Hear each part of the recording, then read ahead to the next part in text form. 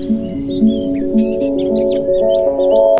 by the river, I was drawn by your grace into depths of oblivion, into the lover's place. I was stuck in a puddle. Ciao da Nicoletta, ed ecco la storia di un merlo, che leggo in diretta, non lo so neanch'io.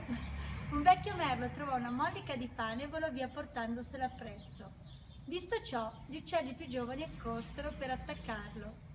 Di fronte al combattimento imminente, il merlo abbandonò la briciola di pane nella bocca di un serpente, pensando fra sé e sé: quando si è vecchi si vede la vita in un'altra maniera. Ho perso il mio cibo, è vero, ma posso trovare un'altra mollica di pane domani. Invece, se avessi insistito nel portarmela via, avrei scatenato una guerra nel cielo.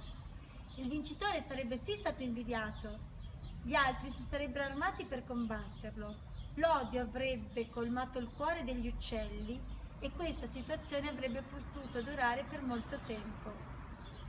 La saggezza della vecchiaia è questa: saper scambiare vittorie immediate con conquiste durature.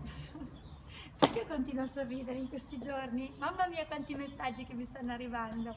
Ci sono persone a volte che manipolano, che fanno le vittime, che cercano in tutti i modi, con le risorse che hanno, cercando di fare il meglio che possono nella loro piccolezza, nel cercare di avere delle vittorie imminenti. Solo che quando si violenta un'anima di qualche altro essere per avere quella mollica di pane a tutti i costi, perché si pensa che senza quella mollica si sia persi, si sia finiti, si sia fuori controllo, cosa succede poi? Che probabilmente si scatena una guerra e si vince la battaglia. Non è detto che sia la vittoria della guerra, a volte saper lasciare andare con amore, con accoglimento, perché le anime che hanno senso che siano unite si ritrovano, ha un senso diverso, perché pensa nel lavoro succede, nella vita di coppia, con i colleghi, con tutti, quando cerchiamo a tutti i costi di accaparrarci qualcosa, probabilmente quella battaglia la vinciamo. Non è detto poi che nel tempo la lotta sia vinta, quindi ha senso così tanto cercare di agguerrirci su qualcosa che in realtà non è giusto sia nostra. Ripeto, può essere un rapporto di lavoro, può essere un rapporto di coppia, può essere un rapporto con un collega.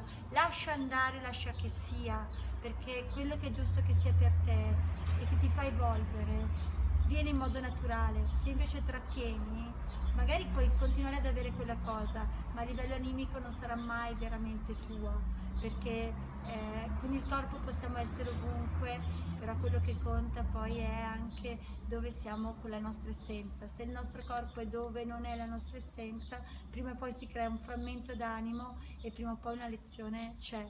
Quindi, qual è la lotta che non ha senso che tu stia andando a vincere? Ti parlo una Ariete che è sempre stata in prima linea. Qual è invece la battaglia nel tempo, anche se perdi qualche piccola lotta nel momento, che è utile che tu vinca? A te la risposta. Ciao, ciao ciao.